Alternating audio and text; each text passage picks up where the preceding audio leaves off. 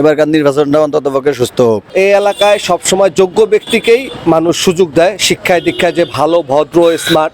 এমন একজন ব্যক্তিকে আমরা নির্বাচিত করব যিনি আগামীতে এই এলাকার উন্নয়নে কাজ করবে।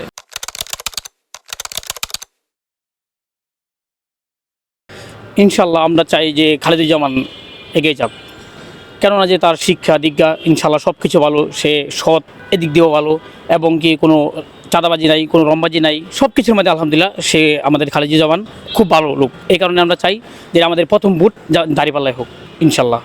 কেমন নির্বাচন হবে সেটা তো জানি না, তবে আশা করি এবারকার নির্বাচনটা অন্ততপক্ষে সুস্থ হোক। কারণ জীবনে এই প্রথম আশা করি ভোট দেব, এত বছর ভোট দিতে পারি নাই, খুব জালিয়াতের নির্বাচন হয়েছে।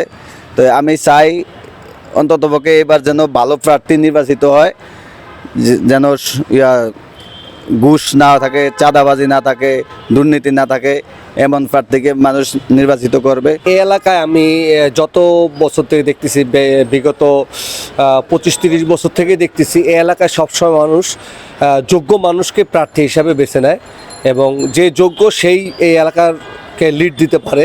এই এলাকায় সবসময় যোগ্য ব্যক্তিকেই মানুষ সুযোগ দেয়, শিক্ষায় দীক্ষায় যে ভালো, ভদ্র, স্মার্ট। তবে এই এলাকার মধ্যে এবার হেভিওয়েট প্রার্থী আছে দুজন। একটা হচ্ছেন বিএনপি চেয়ারপারসনের, সাবেক চেয়ারপারসনের পুত্র তারেক রহমান এবং জামাত ইসলামের ডক্টর এস.এম. খালেদুজ্জামান। ওনারা দুজনেই এই এলাকার বর্তমানে হেভিওয়েট প্রার্থী। তবে এই দুজনের মধ্যে যদি আপনি যোগ্যতার ভিত্তিতে দেখেন তাহলে অবভিয়াসলি ডক্টর এস.এম. খালেদুজ্জামান অনেকটা এগিয়ে আছে।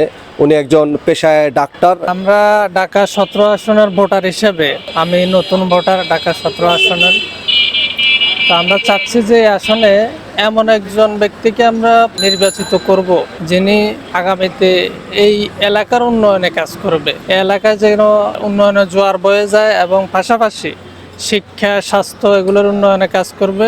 তারপরে দুর্নীতিবাজ, চাঁদাবাজ মুক্ত সমাজ গঠনে তিনি কাজ করবে। বিশেষ করে এলাকাতে যেহেতু এলিট শ্রেণীর বসবাস বেশি, তাদের জন্য উনি ভিন্ন ধরনের চিন্তা করেন, মানে উন্নত মানের চিন্তা চেতনা যার মধ্যে আছে, তাকে আমরা নির্বাচিত করতে চাই।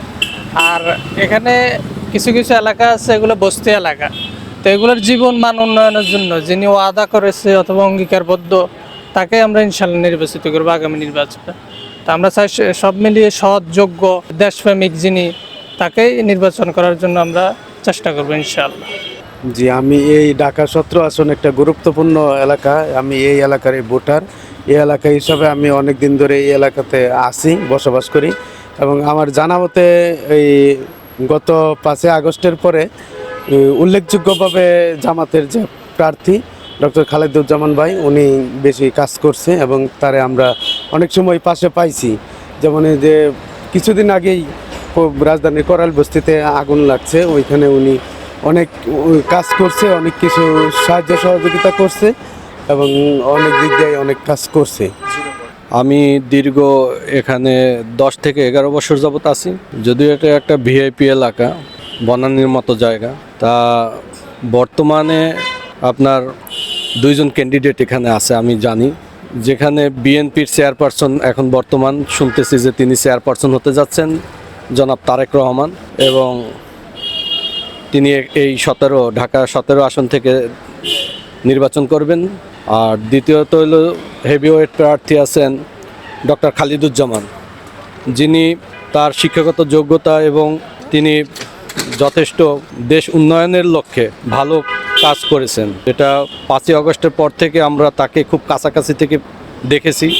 সেবামূলক কাজের ব্যাপারে বলতে গেলে করাইল বস্তি অনেক, এই একটা ভালো একটা এলিট এরিয়ার ভিতরে করাইল বস্তিটা অনেকটা মানে অবহেলিত একটা জায়গা, যেটা তিনি সম্মুখ সারিতে থেকে বিভিন্নভাবে কাজ করেছেন। তার একটি উদাহরণ হিসেবে বলা যায় যে ময়লা নিষ্কাশনের যে খাল বিলগুলো আছে সেগুলি তিনি সহ অন্যদেরকে নিয়ে ওইটা পরিষ্কার করেছেন, জলাশয়টা সঠিক করার জন্য, এবং পাশাপাশি তিনি মশারি বিতরণ করেছেন। কেননা এই এলিট এলাকায় মশার খুব উপদ্রব খুব বেশি, তো সেক্ষেত্রে তিনি এই সমস্ত খুব ভালো ভালো কাজ করেছেন।